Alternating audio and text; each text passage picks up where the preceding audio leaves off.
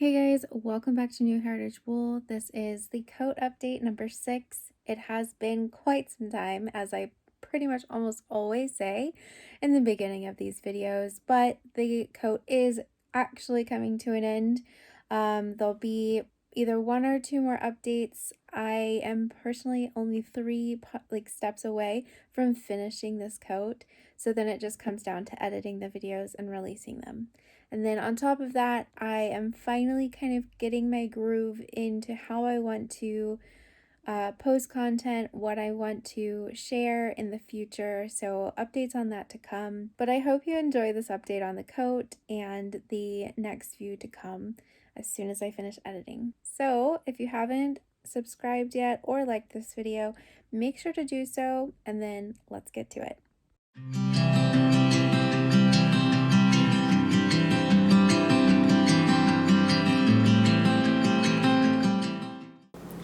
So now that I have everything with a permanent stitch, I am no longer basting at this point on this, so it's such a good progress to have.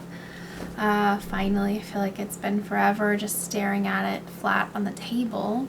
Now that I have this, I first have to press open all of my seams and hand tack those down.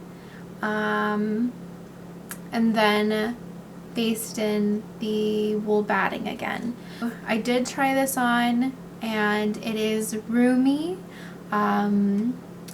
enough to consider taking it in just a tad, but I am going, once it's got sleeves on and everything, then I'm going to put on like a thicker sweater, because this is just like a thin mohair base layer thing. So see how that feels and consider whether or not I want to take it in a little at the waist or under the arms, but definitely going to leave that as a last minute decision. So in the meantime, I will press open all of my seams, and on the seams that I know I probably won't need to adjust anything, no seam allowance, I'm going to secure, finish my seams on the inside with a catch stitch.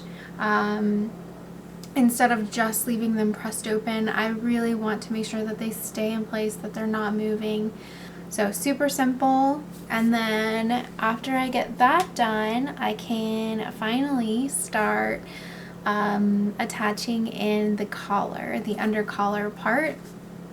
And yeah, so it's finally starting to come through and become three-dimensional, which is the most exciting part. The sewing process is a process that it's like you wonder when it's ever going to come into fruition, when it's ever going to be a visible thing, a tangible thing that you can put on your body. But once it starts happening, it happens quickly. It's kind of like waiting for a cake to rise. You wait and wait and wait, especially if you're sitting at the oven just staring through the door like when you're a little kid. And then poof, it finally rises and it finally is delectable. Well, this coat is finally rising and becoming that beautiful thing. So I'm going to keep chugging along on this, and you guys just enjoy the process of watching.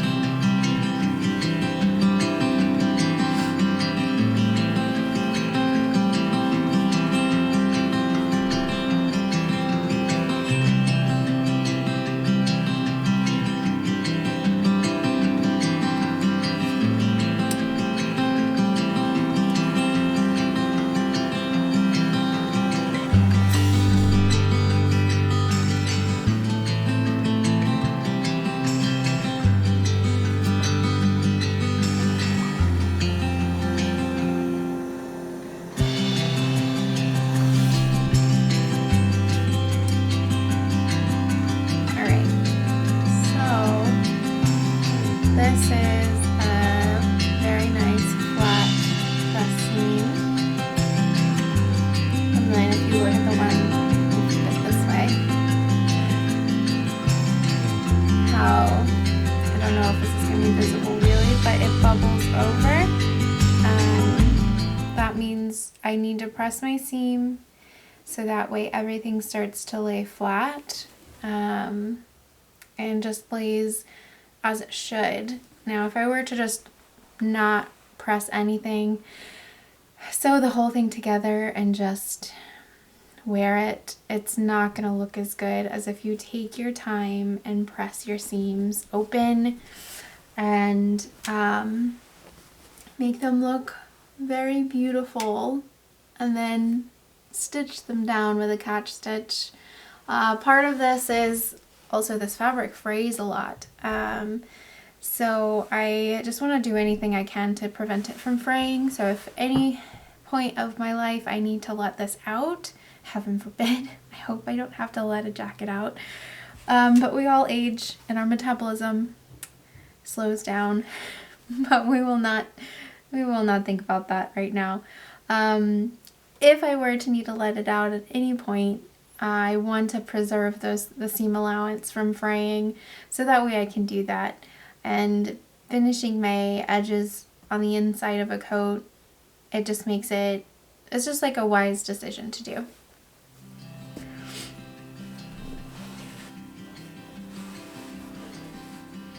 I think the biggest struggle I've had on this project is really the time to do it. I keep having lots of things happen in life that interrupts my plans or stresses me out to where I'm not in the mood to sew or put puzzles together. So I'm hoping in the next few months things will start to clear up in life and I can focus on this more, because I enjoy it so much when I'm not stressed.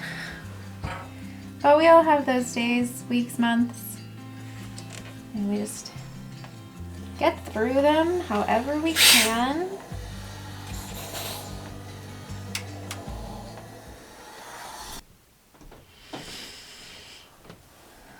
All right, so I have all of my seams perfectly pressed open, and now I'm just going to sit and do a catch stitch on every single one, because I am confident that this is going to fit well enough to where I won't really need alterations. If I do, I'll just unpick the areas that I need to take in, but other than that, I think we're good to go. So I'm gonna switch my camera angles to show you guys exactly what I'm doing. And, ooh, I forgot one side seam. So I'll do that first, and then I will switch my cameras around.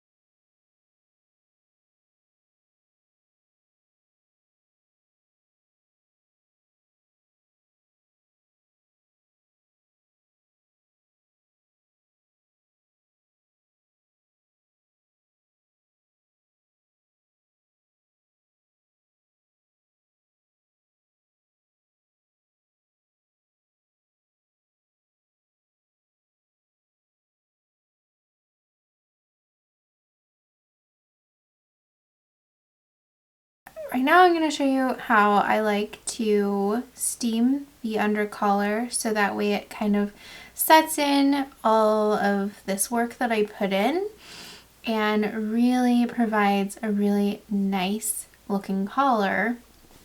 So I have all of my pad stitching done. This is the part that will go towards the neck. I made them vertical so that way it helps the collar stand up, or even if I want it to stay popped up, it is supposed to help assist that. And then I have all the other ones following horizontally to just help drape. Now I have my stay tape here in the middle, right on the roll line. Whenever you're working on home sewing stuff, these are things that they don't include. So that's why I'm kind of taking a pause and just pointing this out. It's something you can easily add to your home sewing with just a little bit more time. It took all of 30 minutes to do this stitching, and which isn't that much time. I think, especially when you get in the groove of things, it goes by a lot faster. And even faster if you have the right needle and the right thread, and with just a little practice, it'll go by super fast. So whenever I want to steam, I need a pressing ham. So I don't have a stand for my ham, which I wish I did. Typically it's like a wood stand that this sets inside and it keeps it from toppling up around. So I'm gonna just hope that it stays, but I'm gonna roll this to where, or kind of fold it to where it is following my stay tape. Once I get it to that position, I'm going to gently just kind of wrap my pig in the collar and making sure that it's even set evenly on there. And once I do that, I'm going to just gently pin it into the ham. Where did my pins go? Over here. Okay. So yeah, I'm gonna just pin it into the ham just gently so it stays. And now I'm going to give it a little love with the steam and try not to burn myself in the process.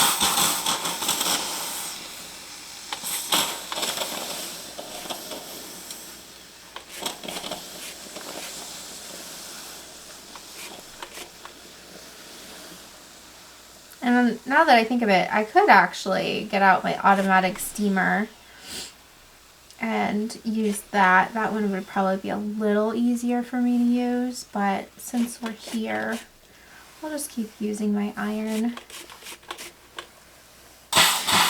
Now, I'm not pressing into my collar, I'm just hovering very closely over it and letting the steam hit it, because you don't want a crease here at all. You just want a nice roll.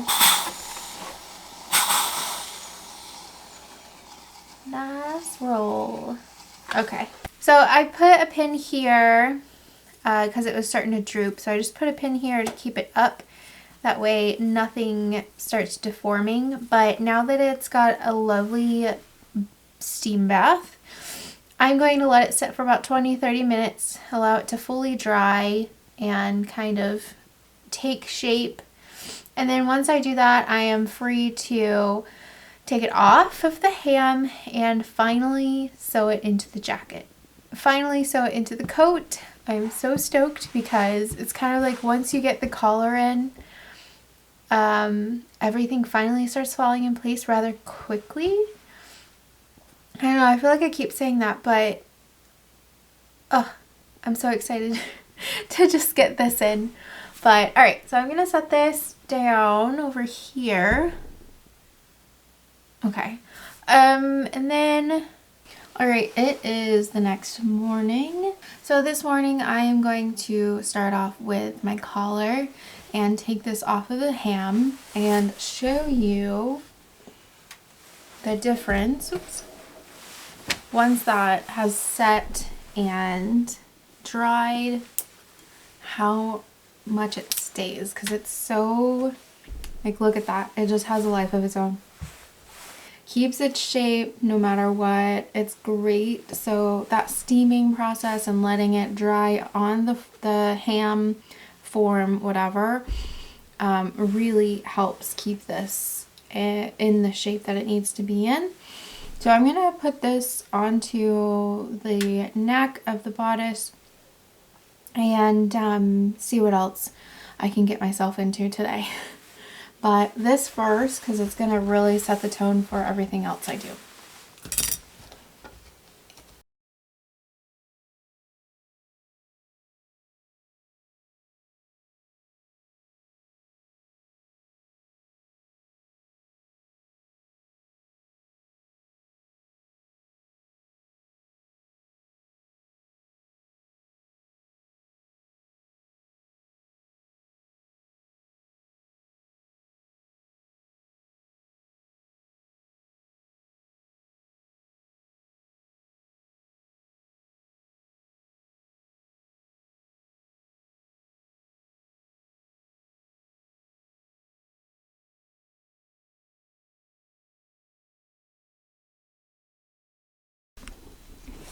Okay, so I put it on the mannequin just so I can see what's happening.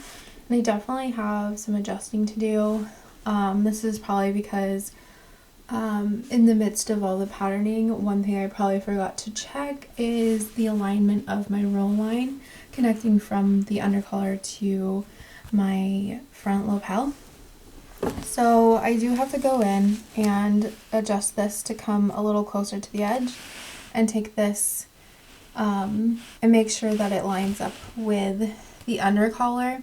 I'm not going to take apart the undercollar and make it go further down because I actually like the way it looks right now. It's not perfectly against the neck. Also, this neck is smaller than mine. I am going to take this off and put it on myself and see what it looks like. Make sure it looks good and isn't standing like too far away as if it was a mistake or something, because that's not what we want. But yeah, it'll be easier for me to make this line go over here than taking this and putting it closer to the body. Also, if I did that, the roll line would be really, it would look so odd, and I like how it's looking right now, I think. But so yeah, I just wanted to pop in here and show you that I am in no way perfect at tailoring. This would have been a patterning mistake. I forgot to check this before signing off, which, you know, can happen on my personal stuff. But yeah, I'm gonna try it on really quick. Aha! I found out what it is. Okay, so this is my pattern, and I just saw it across the table. I was like, wait, but it does look super arched. But silly me, I copied this line, and clearly I put cross hashes through, which means don't follow it, and follow this one. And okay, and yet I still messed up. So this is a case of me getting ahead of myself and not referencing my pattern for the directions, which go me. So what do? Do I take this apart, readjust it? I mean, it's not the end of the world. Maybe that's easier than doing this. Because if you look at the difference, like how far away this line is from this line, it matches from here to there. I think I'm gonna do this. I'm gonna just take this off, scooch it down. I am gonna take a pen and mark where this lines up, and then when I take this off, match it with this, just to make sure before I get really involved. But goodness gracious, just follow your directions, Audrah. They're right there. Yeah, I'm gonna go make a cup of coffee and ponder on what I've done and then get to work. Okay, so I have made some delicious coffee, taken a quick break, and took off my collar so I can really assess the damage of what's happening. And it's super simple. Just like I said, this roll line was positioned too high, like where my original was, until later on I did adjust it, and I just didn't follow my directions whenever I was going in and stitching all the pad stitching and putting in my stay tape here. So before taking the collar off, I don't know if it's visible, but I have 2 pen marks here in blue. That's where the stay tape is on my lapel, and it actually perfectly lines up with my pattern and where I have this. So my chalk line is going to be where I put the top of my stay tape and position that there. So I've got to reposition pretty much the whole thing. Not a shocker. And then once I reposition this, I will probably release some of the vertical pad stitching and then go in and do the horizontal pad stitching to fill in that gap, give it a flat press, and then a final steam with the shaping on the ham, like I showed you earlier. And then I can actually go in and stitch this in permanently. Now that I know what the adjustments are and stuff, I can just go straight into a final stitch on the machine. So I will touch base again once I get all of that done, and then we'll kind of see what I'm able to do next. Oh my goodness. Okay, this is a sticky note reminding me what side the buttonholes go on so I don't screw up this whole project. So other than that, in the way, the collar has turned out so nicely. Very, very nice. I pressed it, or not pressed, but I like steamed it a little to like make it a little smoother, more, what am I trying to say here? I have no clue. It turned out really nicely, and super happy with the way it turned out. I don't know, it feels so nice to have that collar in and not just sitting there on the table anymore. Oh my goodness, so happy. Okay, so what's next? I've got my epaulets here, you can see, and I do need the batting to be placed back onto this panel, because that's why there's like all this gapping and stuff going on, is because I'm missing this, the sleeves need to go in and whatnot. But my arm gets so tired holding this up. Whew. So just kind of like cleaning things up and getting it prepped for the next part, to close this up, close up shop. I believe I'm gonna do bound buttonholes on this, and just kind of like say a little prayer before I do, because you cut right into the fabric and just hope and say your prayers that you did it right. They always make me nervous, but they always turn out so nice looking. So I'll try to film that process once I get to it. But I just wanted to pop back in since I made all of the corrections and show you what it looks like on. And so I'm gonna go take lunch and organize what I'm gonna do next.